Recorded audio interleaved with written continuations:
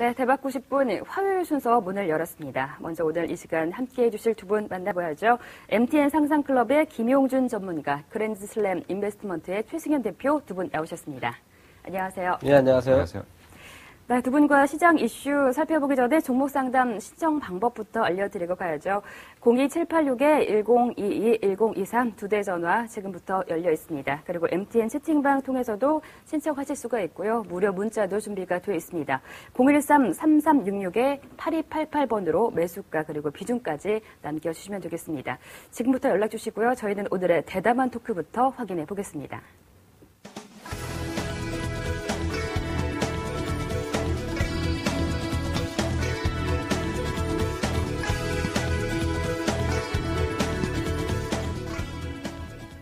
네, 오늘 시장 어제 급락에 따른 좀 반등을 하긴 했지만 1800선 회복하지 못한 채로 장을 마쳤습니다. 시장 전문가들도 지금 북한이 먼저냐 유럽이 먼저냐 전망 또한 엇갈리고 있는 상황인데요. 이처럼 혼란스러운 시장 어떻게 바라볼 것인지 두 분 전문가와 얘기 나눠보도록 하겠습니다.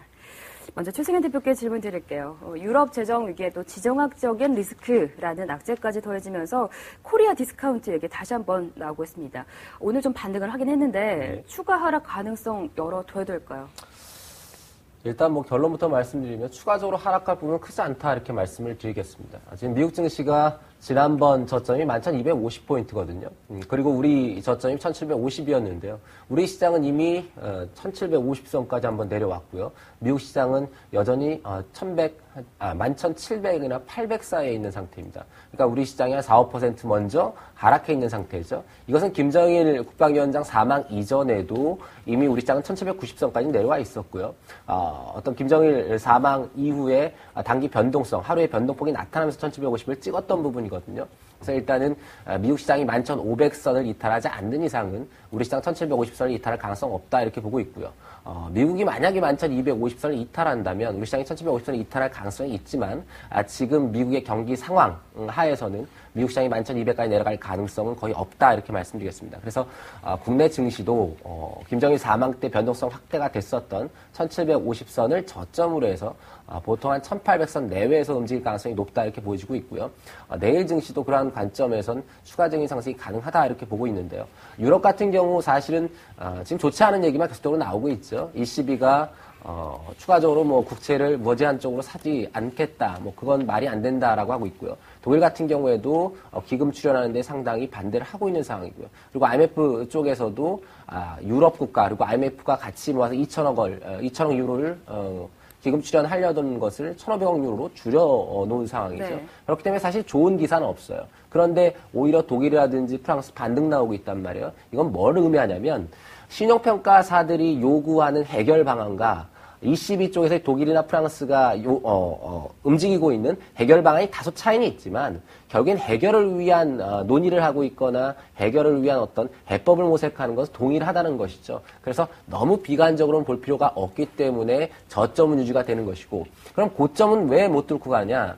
고점을 뚫고 가기도 어려운 것이죠. 왜냐하면 고점을 뚫고 하려면 앞으로의 지금의 경제 상황뿐만 아니라 6개월 후의 경제 상황이 좋아질 것이냐라는 확신해야 되는데 내년에도 당장은 경기가 유럽 때문에 둔화될 가능성이 높다는 얘기가 나오고 있기 때문에 6개월 이후가 아니라 1년 후 이렇게 얘기가 되다 보니까 지금 대부분의 증권사들이 보통 내년을 상반기에는 좀 안 좋을 것이고 후반으로 가면서 좋아질 것이다 이런 의견을 내는 증권사가 대부분이란 말이에요. 그래서 이제 그런 측면이 반영되고 있다 이렇게 말씀을 드리겠습니다. 네. 그럼 최승현 대표께서도 내년 증시 상저하고로 보시나요?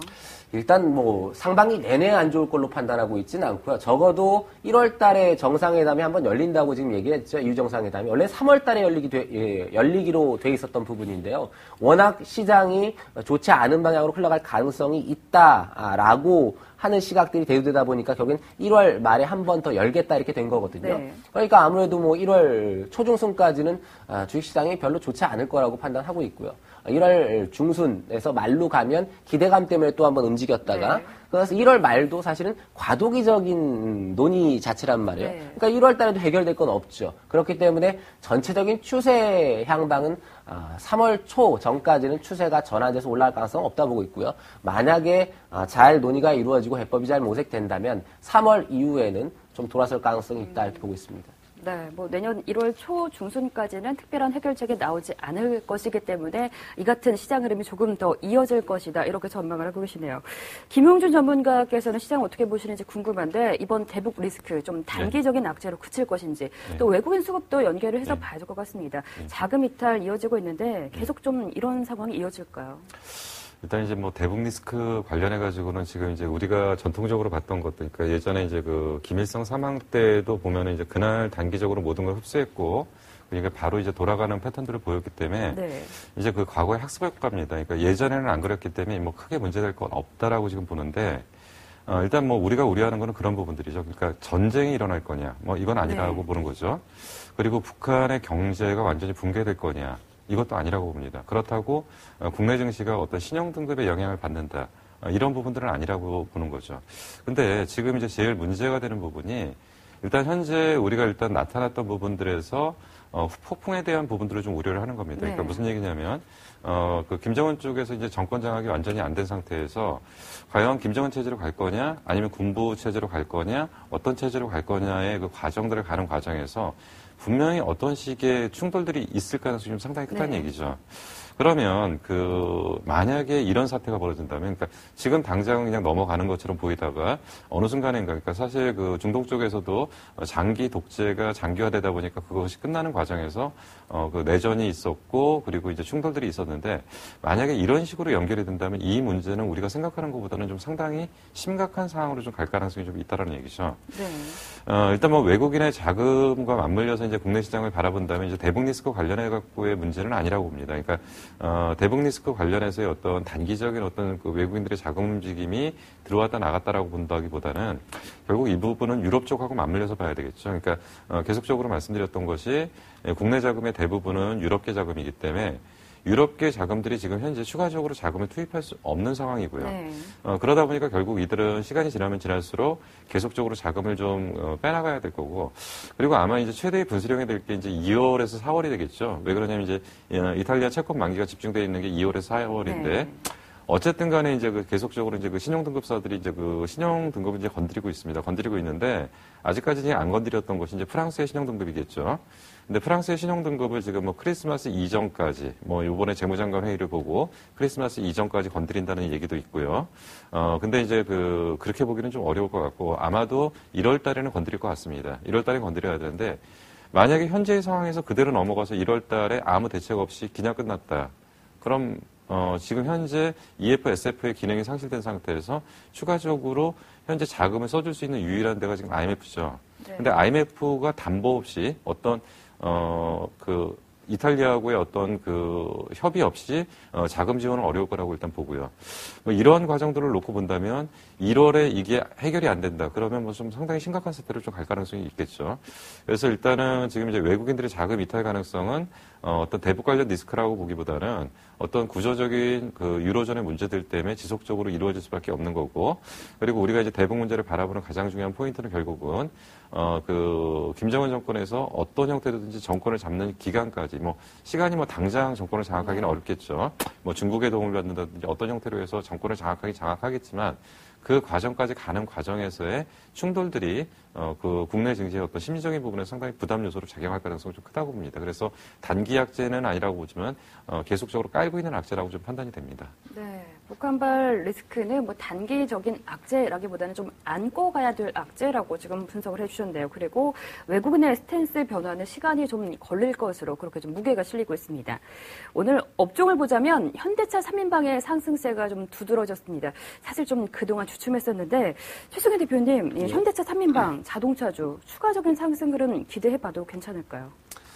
추가적인 상승이 나오긴 하겠는데요. 여러분들이 의미 있게 받아들일 가능성은 없다 이렇게 보고 있습니다. 지금 지수 자체가 뻗어갈 수 없는 시점에 있기 때문에요. 전기전자도 마찬가지고 자동차도 마찬가지고 몇몇 종목을 제외하고는 못 간다라는 것이 정답입니다. 그러니까 박스를 짧게 잡을 수밖에 없는 것이고요. 이번에 자동차가 지수 하락해서 밑단에서 제일 먼저 지지력을 확고하게 했던 것은 외국인들이 자동차가 많이 빠졌다고 본 거죠. 그래서 이 정도에서는 반등을 선봉에 세워도 나쁘지 않겠다라는 판단을 했기 때문에 어제죠. 김정일 사망 시에 자동차 업종을 가장 많이 샀습니다. 그리고 오늘도 마찬가지인데요. 차트를 한번 볼 텐데요. 이전에 지수 떨어질 때 고스란히 자동차 업종은 그대로 떨어졌어요. 현대자동차도 그렇고, 뭐, 현대위아도 그렇고, 만도 같은 경우는 좀 덜 빠졌는데, 현대모비스도 그렇고, 기아차도 그렇고, 대부분이 이런 차트입니다. 그런데 이제 반등이 한 2, 3일 정도 나온 형태고요.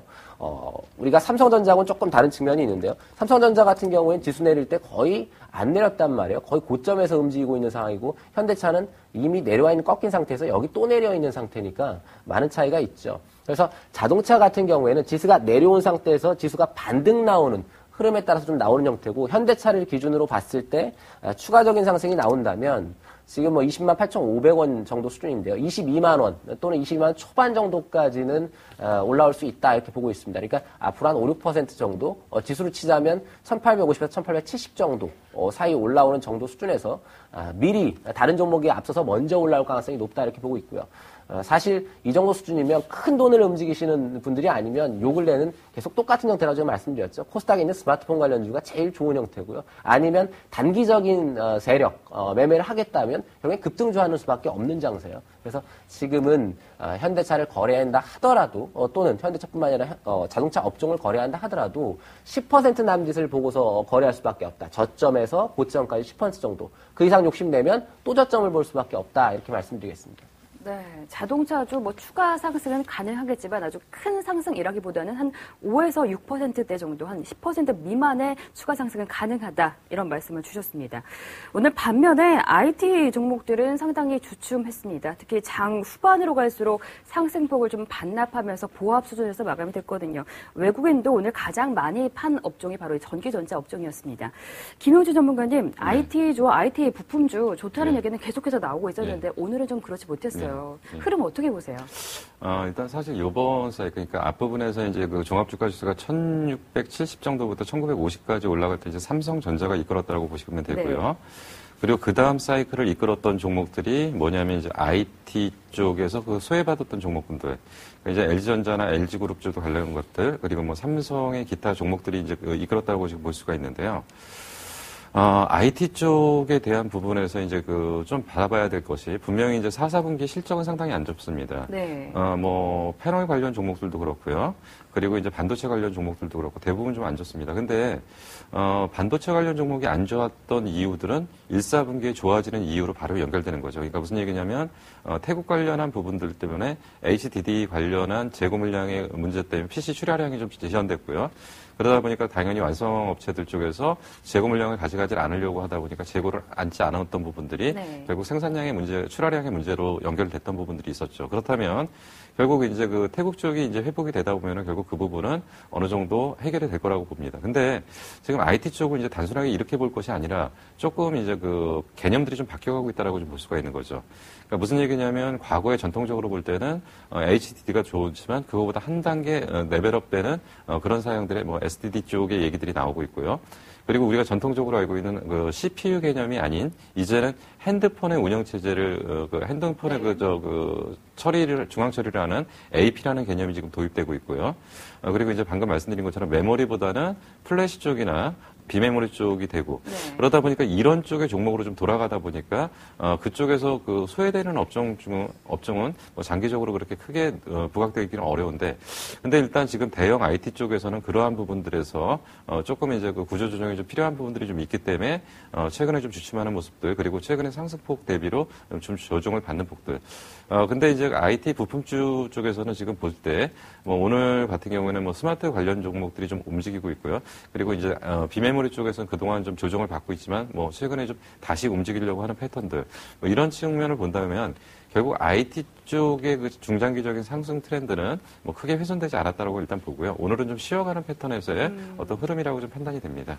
네, 오늘은 좀 IT가 그냥 쉬어가는 모습이었다 이런 말씀이신데요.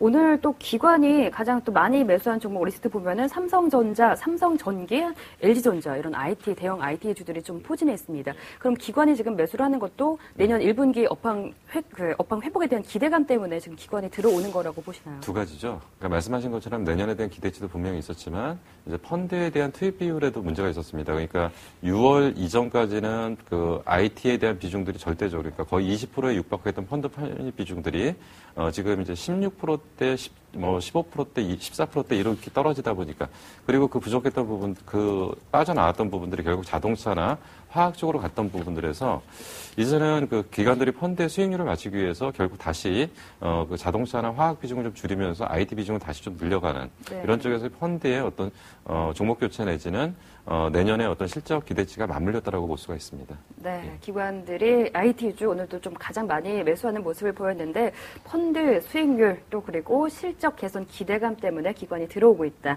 이렇게 말씀해 주셨습니다.